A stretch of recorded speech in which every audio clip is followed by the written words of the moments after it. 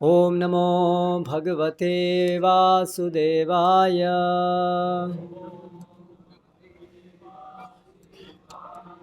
ओम नमो भगवते वासुदेवाय।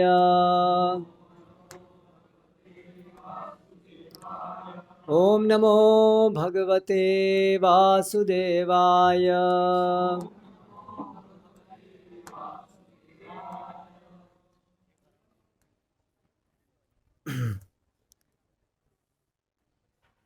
भगवान श्री कृष्ण इस धरातल पर जब आते हैं तो अपनी लीलाओं के द्वारा हमें आकर्षित करते हैं, हमें अपने धाम बुलाते हैं।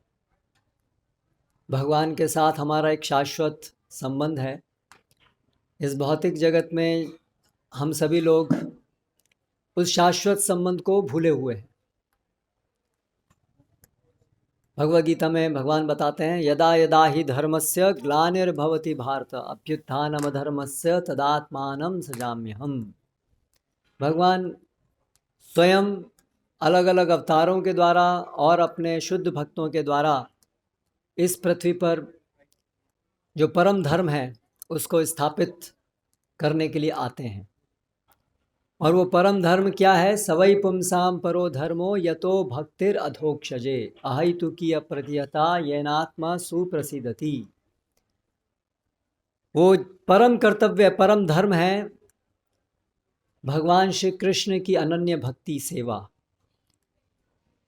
क्योंकि वो हम सभी का मूल स्वरूप है। इसलिए अपने इस स्वरूप में स्थित होने के कारण हम वास्तव में आध्यात्मिक सुख प्राप्त कर सकते हैं, सुप्रसिद्धति, पूर्ण रूप से संतुष्ट अनुभव कर सकते हैं। अन्यथा इस भौतिक जगत में हम अपने इंद्रिय भोग से सुखी रहने के जो प्रयास कर रहे हैं वो तो हम देख ही रहे हैं कि कैसे वो हमें वास्तव में संतुष्ट नहीं करते हैं। क्षणिक सुख प्रदान करते हैं, उसके साथ बहुत सारा दुख भी मिला होता है, और जो भी सुख होता है वो भी थोड़े समय के लिए होता है। इसीलिए एक बहुत विशेष प्रयोजन से भगवान इस धरातल पर आते हैं और उसके लिए वृंदावन धाम में अपने अंतरंग भक्तों के साथ जो नित्य रूप से भगवान की सेवा में रत रहते हैं आध्यात्मिक जगत में, उनके साथ भगवान इस धरातल पर हम लोगों के बीच आते हैं, हमें दृष्टिगोचर होते हैं, हम उनकी लीलाओं को साक्षात देख पाते हैं और उन लीलाओं को शास्त्रों में लिखा गया है जिससे कि हम बार बार उन लीलाओं को पढ़ सकें, सुन सकें और भगवान के साथ अपना वास्तविक जो संबंध है, प्रेम संबंध, सेवा संबंध, हम भगवान के सेवक हैं, प्रेममयी सेवक, प्रेममयी सेवा का संबंध है, उसको पुनर्स्थापित कर सकें। तो आज के दिन गोवर्धन पूजा हम लोग सब मनाते हैं। ये लीला क्या है, किस लिए हुई और इससे हम क्या सीखते हैं? तो भगवान श्री कृष्ण ब्रज के अंदर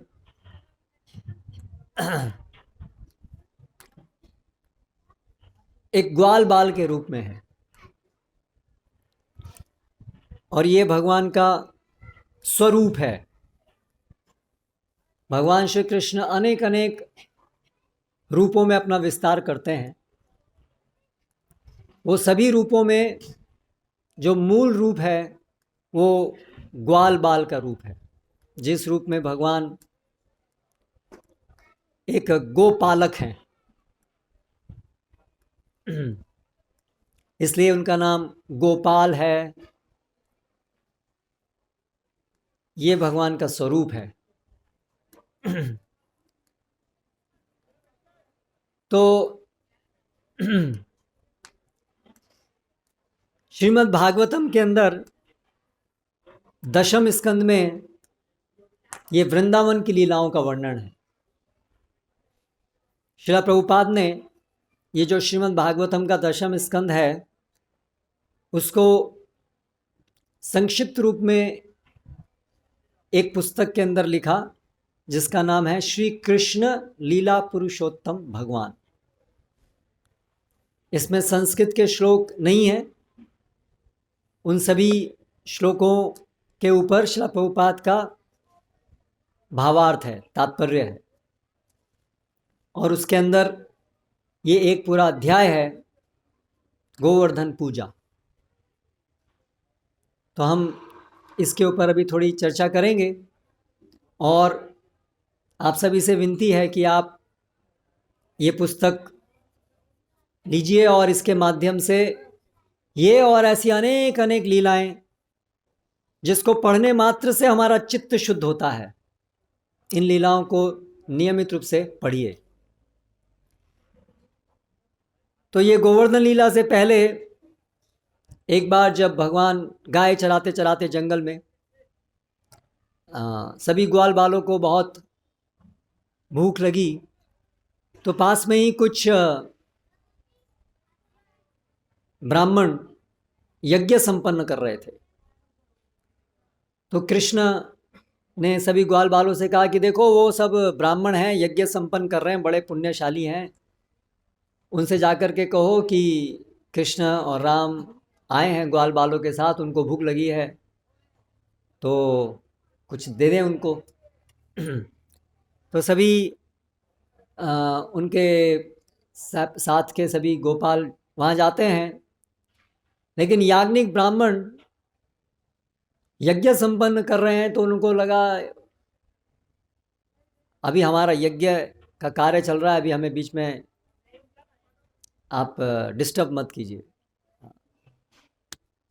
वास्तव में यज्ञ किस लिए किया जाता है? यज्ञ का उद्देश्य है यज्ञो वै विष्णु, जो विष्णु स्वयं यज्ञ के मूर्तिमान स्वरूप हैं। यज्ञ का अर्थ ही है भगवान विष्णु या कृष्ण को संतुष्ट करना। लेकिन वो जो याज्ञिक ब्राह्मण थे वो क्रियाएं कर रहे थे, लेकिन क्रियाओं के पीछे का जो सार था वो नहीं जानते थे।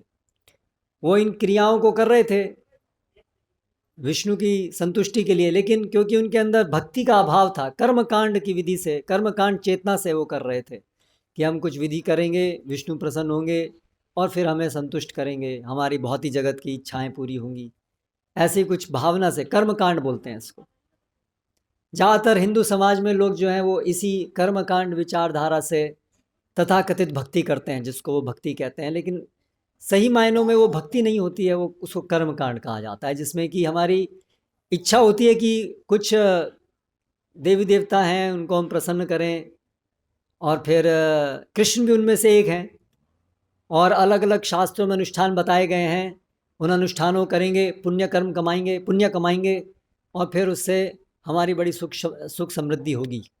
ऐसी एक सामान्य विचारधारा सभी धार्मिक लोगों में होती है, ज़्यादातर लोगों में इसी प्रकार की विचारधारा होती है, और वो सोचते हैं कि यही धर्म की पराकाष्ठा है। धर्म का मतलब यही है कि देवी देवताओं को प्रसन्न करो अलग अलग अनुष्ठान करके, और वो आपको प्रसन्न करेंगे। और ये जो उनकी विचारधारा है ये शास्त्रों में वर्णित है, लेकिन ये परम नहीं है, ये सार नहीं है शास्त्रों का। भगवान भगवद गीता में भी इसको बताते हैं कि देवान भावयतानेन ते देवा भावयन्तु वह परस्पर भावयन्तः श्रेयो परम अवाप्स्यता। तो कर्मकांड के अंदर जो लोग इस भौतिक जगत में आसक्त हैं, जिनको भगवान की महिमा का नहीं पता है, जो ये नहीं जानते हैं कि भगवान एक हैं और वो कृष्ण हैं, वो विष्णु हैं, वो राम हैं, ये सब विष्णु तत्व हैं। लेकिन देवी देवतागण या तो जीव हैं या तो शिव हैं, तो विष्णु तत्व और जीव तत्व के बीच में है, लेकिन भगवान नहीं है। वे इस भौतिक जगत के संचालक के रूप में भगवान के द्वारा नियुक्त किए जाते हैं। जैसे इंद्रदेव हैं तो वर्षा के देवता हैं, उनका एक विशिष्ट कार्य है जिसके लिए भगवान विष्णु के द्वारा उनको नियुक्त किया जाता है, और ये सभी देवतागण भगवान के दास हैं और उनकी अध्यक्षता में इस जगत का संचालन करते हुए भगवान की सेवा करते हैं, लेकिन वे भगवान नहीं है। भगवान का अर्थ है जो सभी के उद्गम है, जो सभी के पालन करता है, अंतिम रूप में जो परम व्यक्ति हैं, अहम सर्वस्य प्रभव मत्त सर्वम प्रवर्तते, इसको भगवान कहते हैं। ये परिभाषा है भगवान की, जिससे सब कुछ आया है, समस्त संसार जिनके अंदर है, उनको भगवान कहते हैं। तो वो जो कर्मकांडी ब्राह्मण थे, उनको ये बोध नहीं था, और जब खुद कृष्ण इस रूप में, एक बालक के रूप में कृष्ण और राम उनके पास आए, उनसे मांग रहे हैं कि आप हमें दीजिए खाने के लिए, तो वो जो ब्राह्मण है उनको पहचान ही नहीं पाए कि वास्तव में हम जिनके लिए यज्ञ कर रहे हैं वो साक्षात यहाँ हमारे सामने उपस्थित हो गए, और उन्होंने इस प्रकार से उनका सत्कार नहीं किया। जबकि फिर जब वापस आए तो दोबारा से कृष्ण ने कहा कि आप उनकी पत्नियों के पास जाओ, ब्राह्मणों की पत्नियों के पास जाओ, वो जरूर आपको देंगी। तो ब्राह्मण की पत्नियां वेदों में पारंगत नहीं थी, सामान्य स्त्रियां थीं, लेकिन वे भगवान की भक्त थीं, इसलिए सहज रूप से कृष्ण और राम के प्रति उनका स्नेह था, और उन्होंने यथाशक्ति सब कुछ उनको भेंट दिया। तो इस प्रकार से इस लीला में भगवान श्री कृष्ण जो वैदिक ब्राह्मण है उनको शिक्षा देते हैं। बाद में उनको पश्चाताप होता है वैदिक ब्राह्मणों की कि हमने क्या किया, हमारी मूर्खता देखिए, इतने वेदों का अध्ययन करके भी हमने क्या किया। जब साक्षात भगवान आए तो हम उनको पहचान ही नहीं पाए, हमने उनका तिरस्कार कर दिया। तो इस तरह से उन्होंने एक शिक्षा दी, वेदवाद रताहा, ऐसे लोगों को जो सोचते हैं कि एक कूलर बंद किया जा सकता है,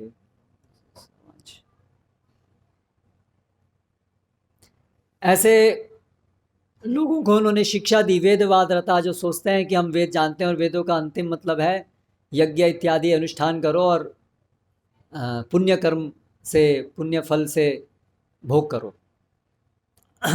अभी इसके बाद फिर भगवान ने देखा कि जो इंद्र हैं उनको अपनी शक्ति के ऊपर बड़ा घमंड हो गया है। वो सोचते हैं कि मैं स्वतंत्र रूप से शक्तिशाली हूं। तो देवताओं के पास बहुत शक्ति होती है, इस जगत का संचालन करने के लिए शक्ति चाहिए, बिना शक्ति के जगत का संचालन नहीं हो सकता है। लेकिन जब शक्ति प्राप्त होती है किसी व्यक्ति को तो कभी उससे घमंड भी आ जाता है, अगर वो पूरी तरह से भगवत चेतना में नहीं है तो इंद्र को भी भगवान ने देखा, भगवान अंतर्यामी है, इंद्र के अंदर भी भगवान परमात्मा के रूप में विराजमान है, और उन्होंने ये देखा कि कोई वो नहीं है वहाँ पर, अपना वॉलंटियर, हमने बोला था वॉलंटियर खड़ा करना है, तो कहाँ है वॉलंटियर, वो फ़ोन पे बात कर रहे हैं।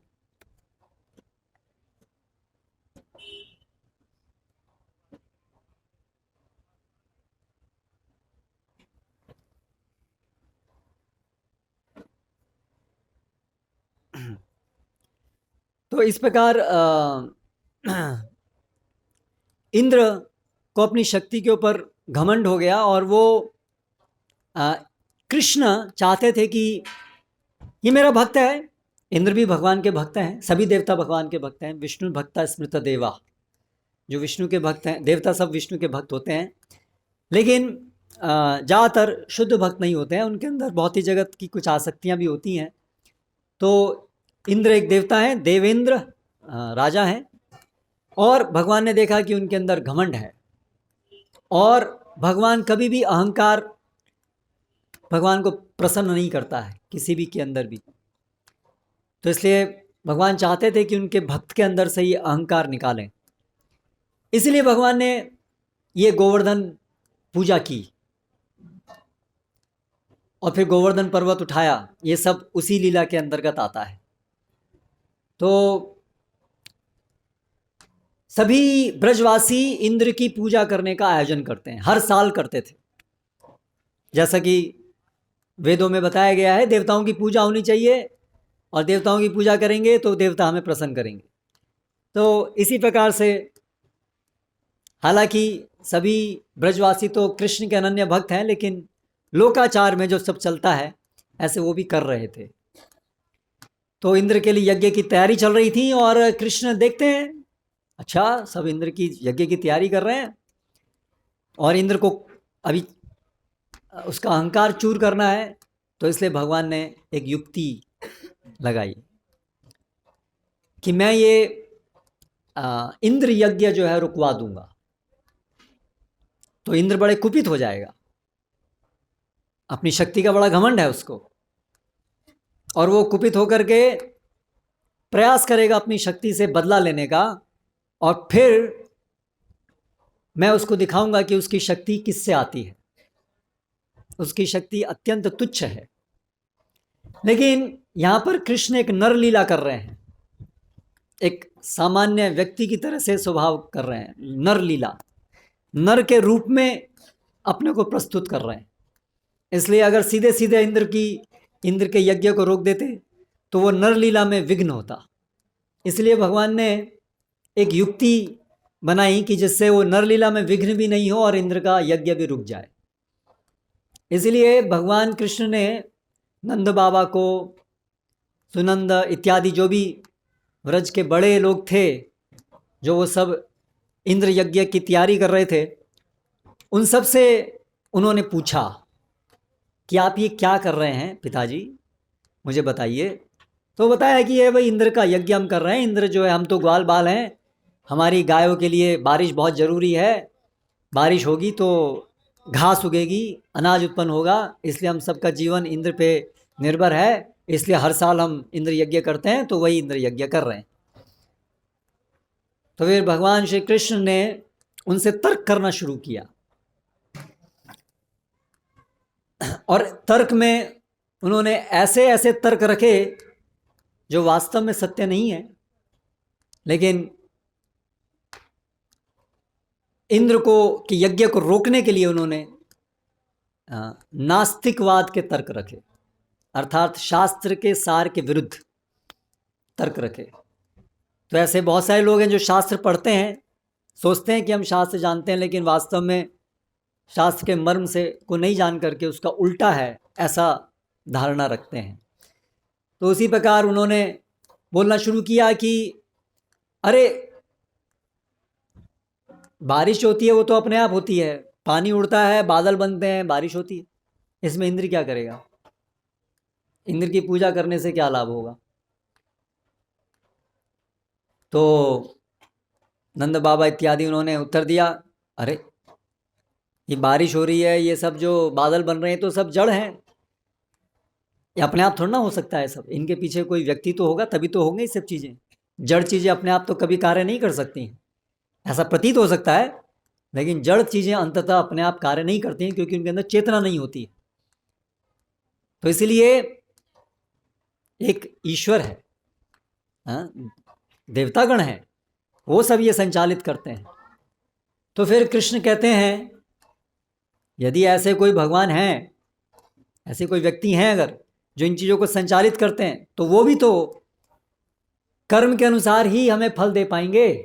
अंततः तो सभी कुछ कर्म के फल से ही तो संचालित होता है। माता पिता जिनके बच्चे हैं, अपने बच्चों को अपने साथ में रखिए, वो बच्चे इधर उधर सारे में घूमते रहें तो कक्षा में विघ्न होता है। जिनके भी बच्चे हैं, आप अपने बच्चों को आपके साथ बैठा करके रखिए, या तो पीछे उनको कहीं वहाँ पर बैठा के रखिए। तो ऐसा उन्होंने तर्क दिया। तो कृष्ण कहते हैं हाँ, तो ये तो कर्म के अंदर बंधे हुए हैं, अगर भगवान भी हैं तो भी कर्म के अंदर बंधे। तो देखिए, ये सब भूल धारणाएं जो हिंदू समाज में भी प्रचलित है। भगवान इन भूल धारणाओं का सहारा लेकर के इंद्र का यज्ञ रुकवा रहे हैं, लेकिन उसके द्वारा हमें भी शिक्षा दे रहे हैं कि ये सब भूल धारणाएं। तो ऐसी भूल धारणाएं कि भगवान है, जो भी है, देवतागण है, वो भी तो कर्म में बंधे हुए हैं, इसलिए अपना कर्म करो, कर्म ही पूजा है। आपने सुना होगा ये बात, कर्म ही पूजा है। तो कृष्ण जो है यहाँ पर इस भ्रांत वाद को प्रस्तुत कर रहे हैं यज्ञ को रोकने के लिए। तो लोग ऐसा सोचते हैं कर्म ही पूजा है, बस हम अपना कर्म करेंगे तो भगवान, तो कर्म करेंगे तो भगवान देंगे ही ना, इसमें फिर भगवान की पूजा करने की क्या ज़रूरत है, मंदिर जाने की क्या ज़रूरत है, भगवान को कुछ अर्पित करने की क्या ज़रूरत है, भगवान से प्रार्थना करने की क्या ज़रूरत है, अपना कर्म करो। इसलिए कई लोग को हम कहते हैं आइए मंदिर, आइए, बोले मंदिर हमें जाने की ज़रूरत नहीं, हम तो अपना ईमानदारी से अपना कर्म करते हैं बस।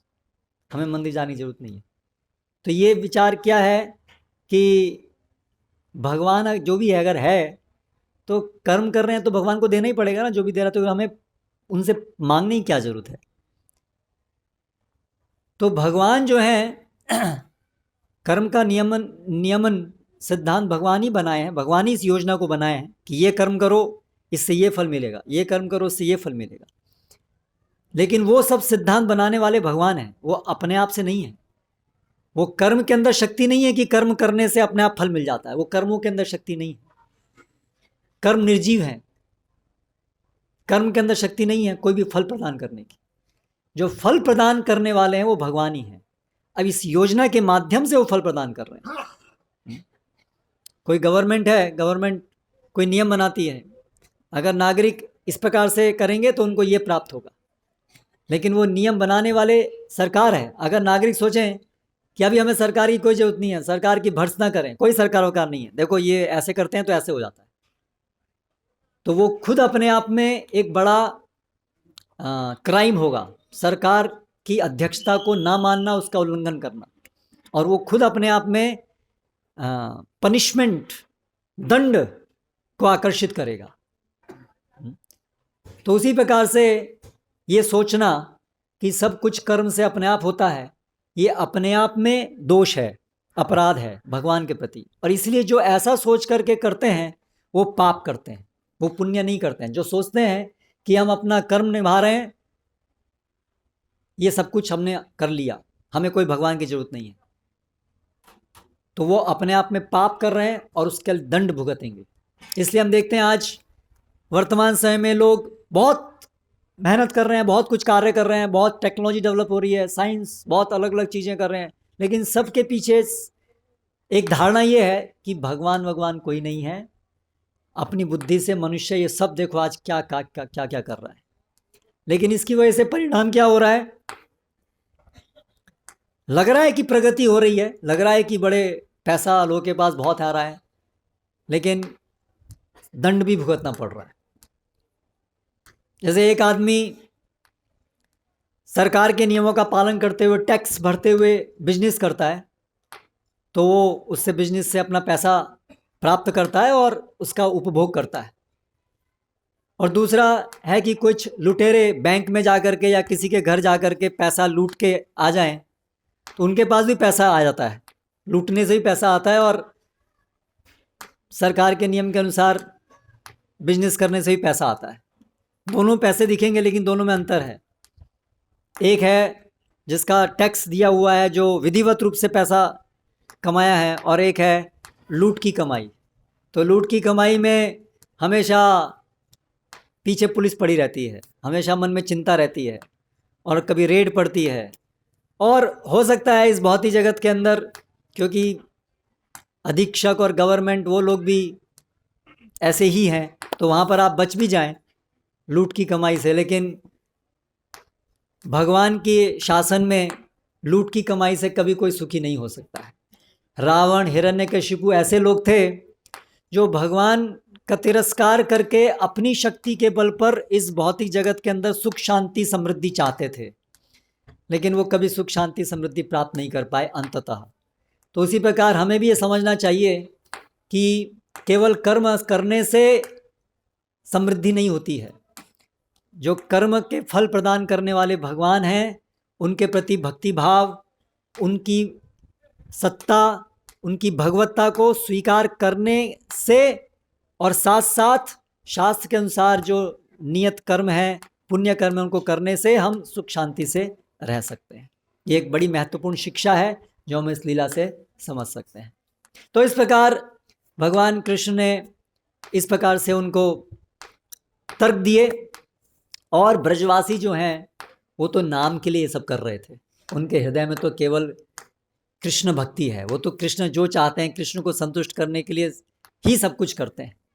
तो केवल बोलने के लिए वो तो इंद्र यज्ञ कर रहे थे, उनके हृदय में श्रद्धा नहीं थी। श्रद्धा तो उनकी कहाँ है, वो तो कृष्ण में है। तो उन्होंने कहा ठीक है, तुम कह रहे हो तो नहीं करेंगे। तो भगवान कृष्ण ने कहा कि आप क्या कीजिए, इंद्र को ये सब यज्ञ के लिए इतना सारा आप सामग्री इंद्र को देंगे, वो सब देने की जरूरत नहीं है। ये देखिए गोवर्धन है, ब्रज में गोवर्धन है, ये हैं हमारे वास्तविक हितैषी, और ब्राह्मण गण हैं, और गाय हैं। इन तीनों से हमारी समृद्धि वास्तव में आती है। ब्राह्मण जो सद्व्यवहार करते हैं, शास्त्रों का पठन पाठन करते हैं, उसके द्वारा समृद्धि होती है। गायों के द्वारा समृद्धि होती है। गायों से हमें दूध इत्यादि सब, गोबर प्राप्त होता है, उससे समृद्धि होती है। और ये गोवर्धन पर्वत, जिनसे हमारी गायों को हरी हरी घास मिलती है, ये गोवर्धन, इनकी पूजा हमें करनी चाहिए, गाय की पूजा करनी चाहिए। तो भगवान श्री कृष्ण गो ब्राह्मण हिताय च, उनका नाम है गो ब्राह्मण, क्योंकि भगवान श्री कृष्ण इस मनुष्य जाति के लिए जो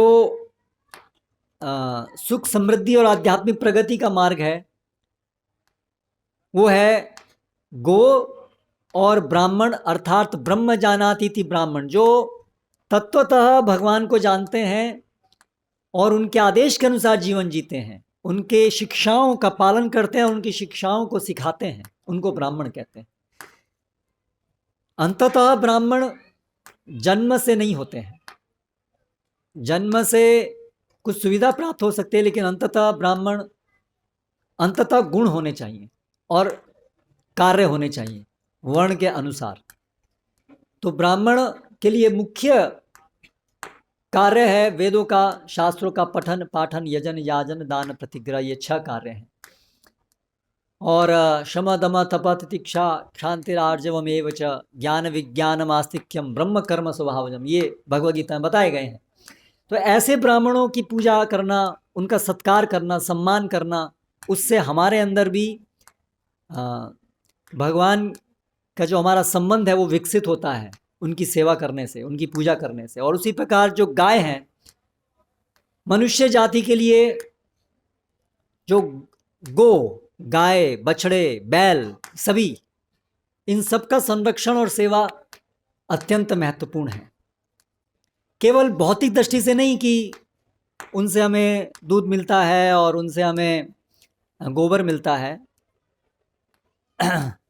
लेकिन इसीलिए क्योंकि भगवान श्री कृष्ण स्वयं, उनको गो अत्यंत प्रिय हैं।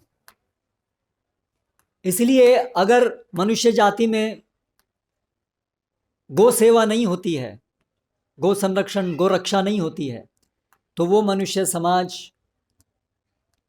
नरकगामी बनता है, भगवान के द्वारा दंडित होता है। तो इसलिए भगवान हमें ये सब अपनी पूरी लीलाओं से सिखाते हैं। भगवान स्वयं ऐसा जीवन धारण करते हैं, ये करते हैं मतलब भगवान का यही सब सर्वश्रेष्ठ, गोलोक धाम में यही जीवन है। भगवान सुरभि गाय चराते हैं, सहस्र सहस्र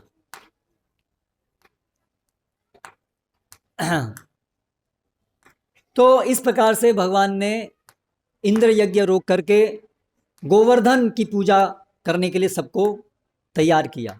और सब ब्रजवासी जो भी उन्होंने इंद्र के लिए बनाया था, इंद्र को भोग अर्पण करने के लिए बनाया था, वो सब का सब लेके आए और सब गोवर्धन के सामने उसको रखा।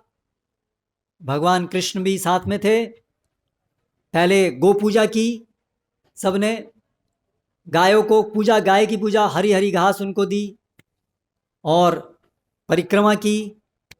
इस प्रकार गो पूजा संपन्न की और उसके बाद फिर सब कुछ जो भी भोग सामग्री थी गोवर्धन को अर्पित करने के लिए उनके सामने रखी। और फिर एक और लीला वहाँ पर भगवान करते हैं कि वो जो गोवर्धन है,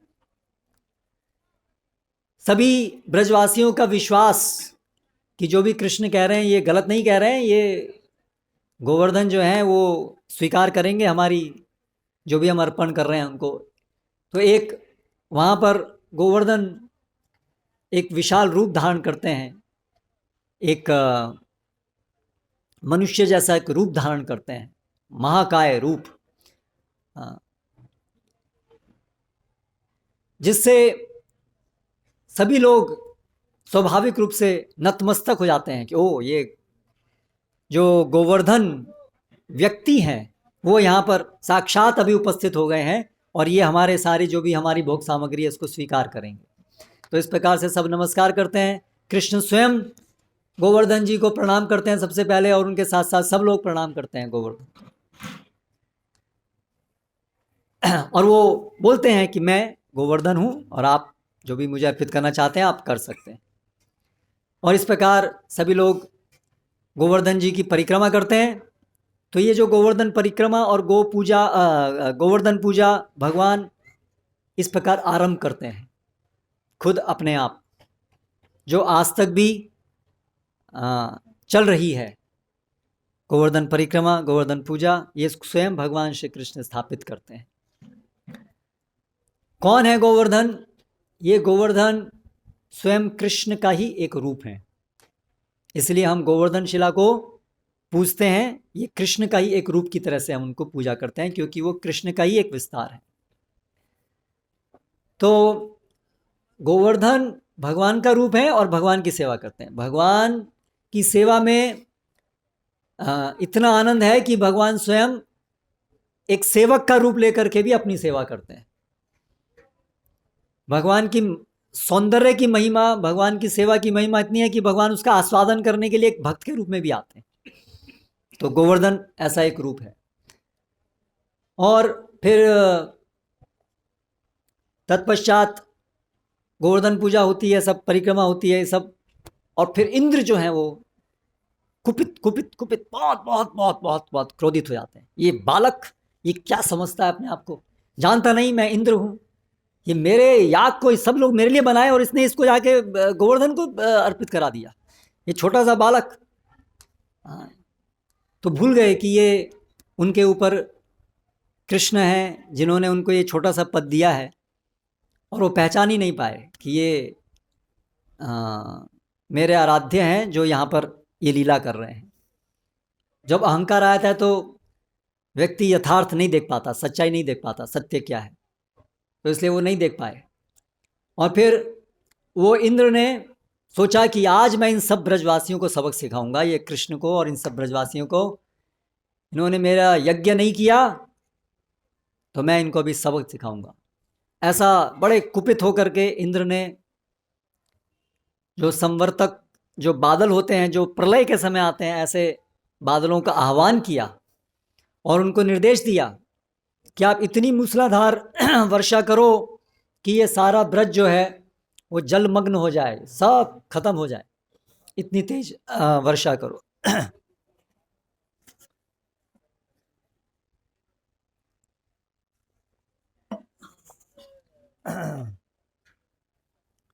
तो इस प्रकार बहुत तेज मूसलाधार वर्षा होने लगी।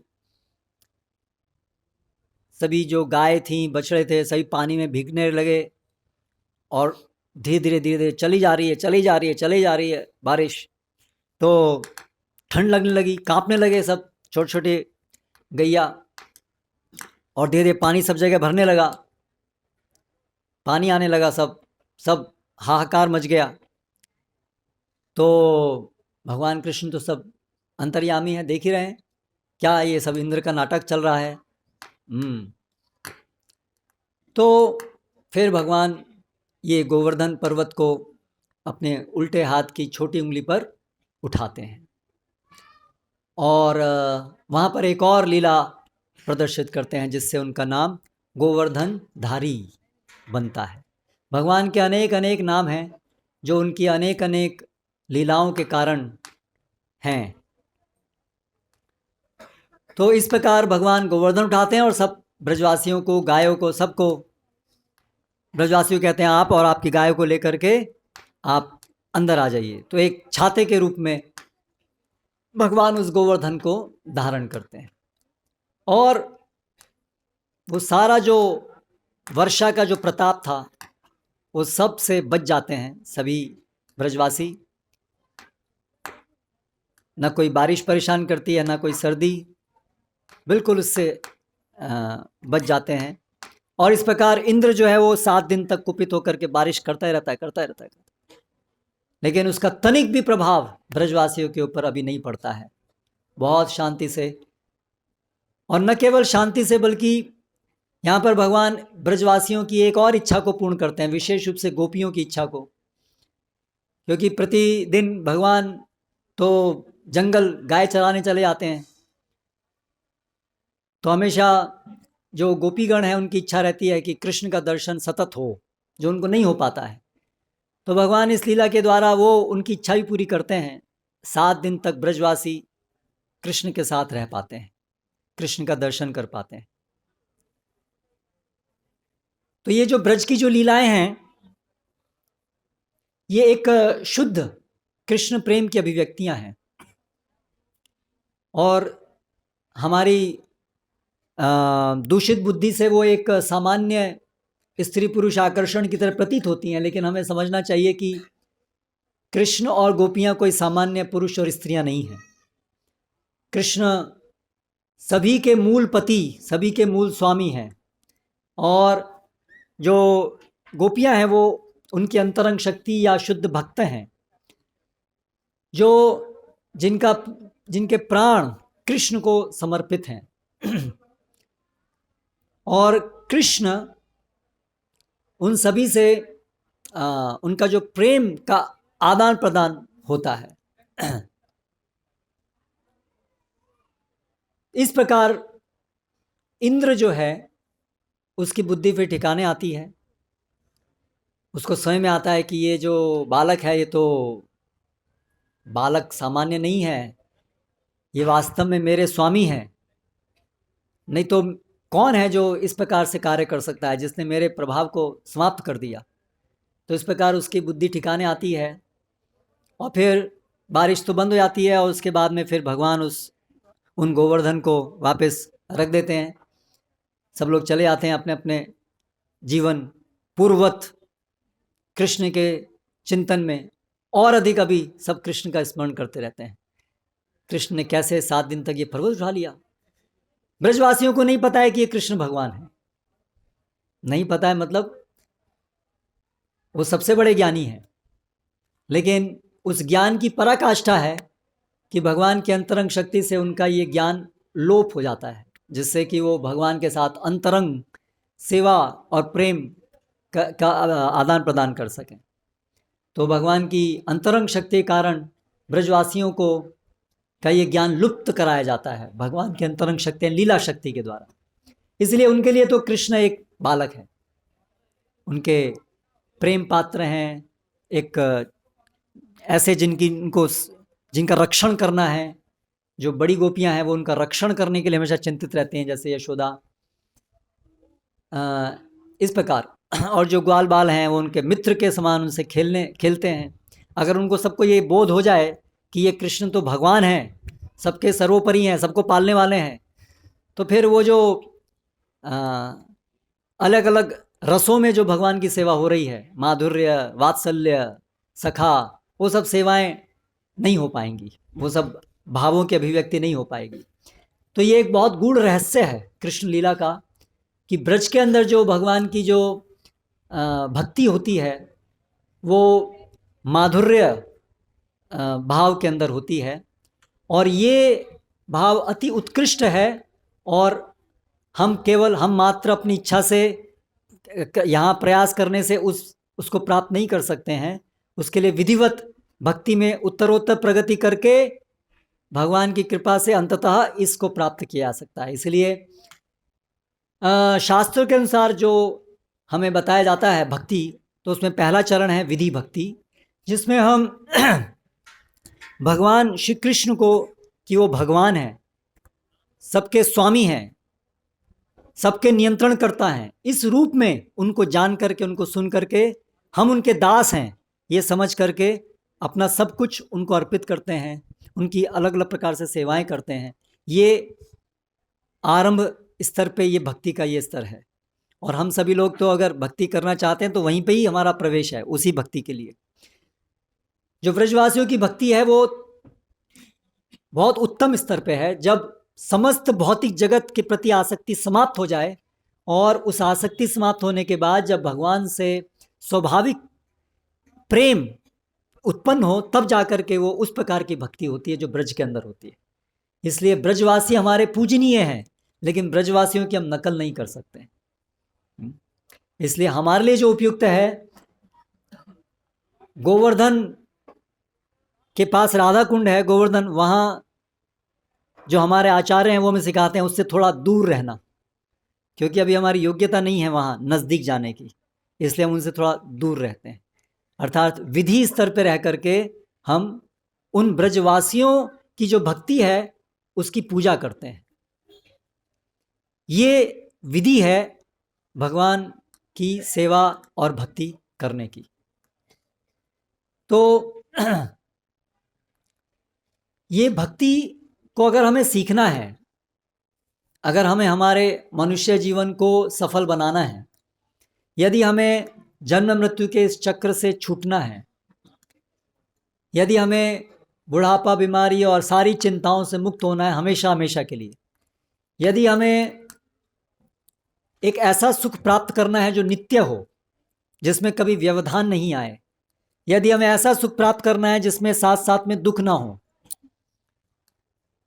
तो उसके लिए हमें शास्त्रों के अनुसार भगवान श्री कृष्ण गीता भागवतम में जिस प्रकार हमें भक्ति सिखाते हैं वो हमें सीखनी चाहिए। उसको सीखने के लिए हमें शास्त्रों और भक्तों की आवश्यकता है।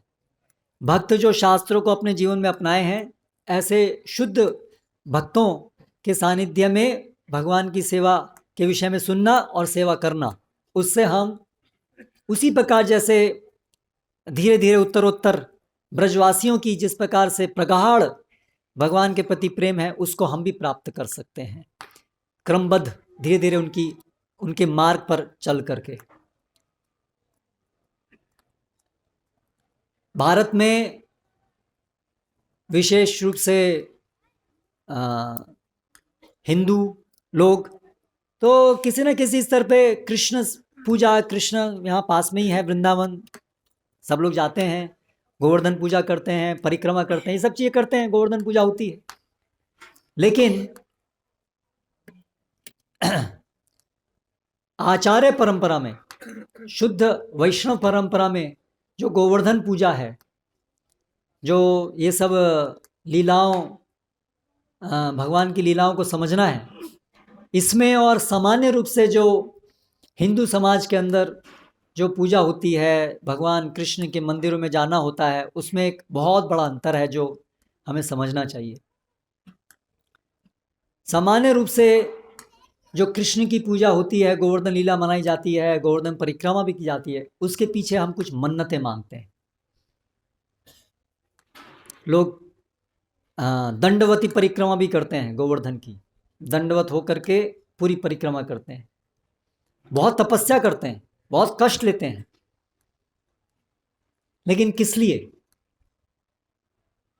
कुछ मन्नतें होती हैं, कुछ उन्हें चाहिए इस भौतिक जगत में कुछ, और उसके लिए वो तपस्या करते हैं।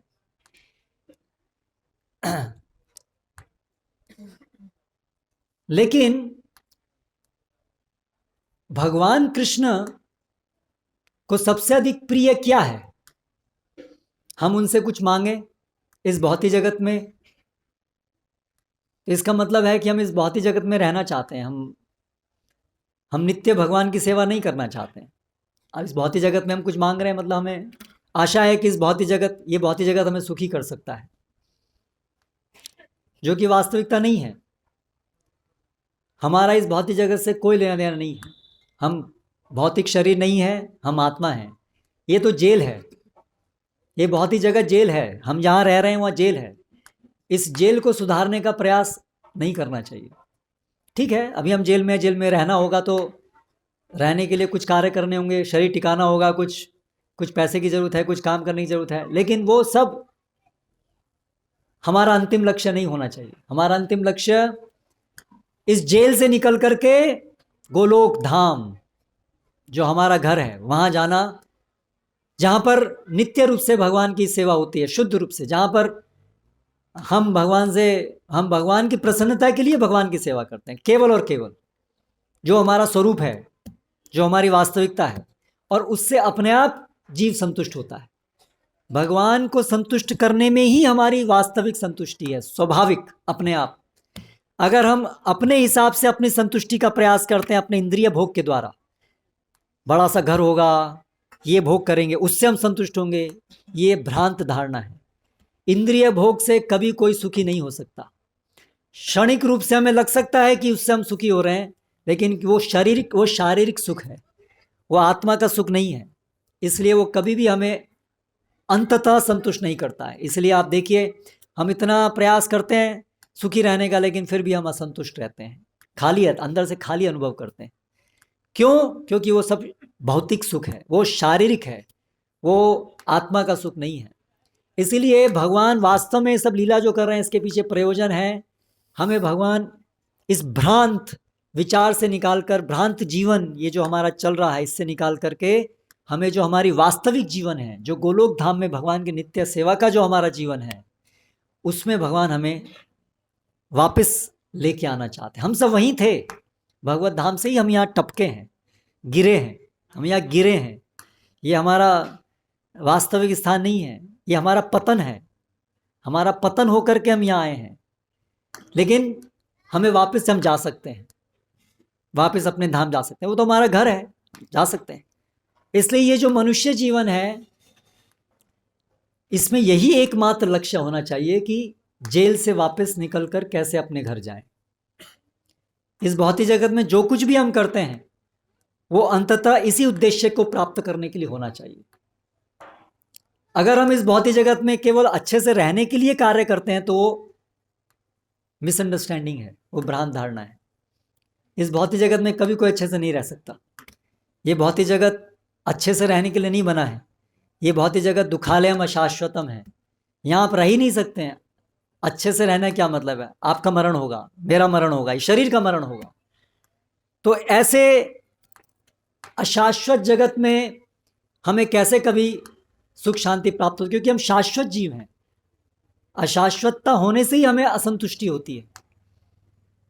तो ऐसा सब महान महान महान प्रयोजन है भगवान का इन सब लीलाओं को प्रकट करने के लिए। तो इसलिए हमारी आप सबसे विनती है कि आज का ये जो समारोह है, इससे आप सभी को एक प्रेरणा आप लेके जाएं। भगवान कृष्ण के साथ आपका जो शाश्वत संबंध है, जिसको हम सभी न जाने कितने समय से भूले हुए हैं, उसको पुनर्स्थापित करने का एक दृढ़ संकल्प आप आज यहाँ से लेके जाएं।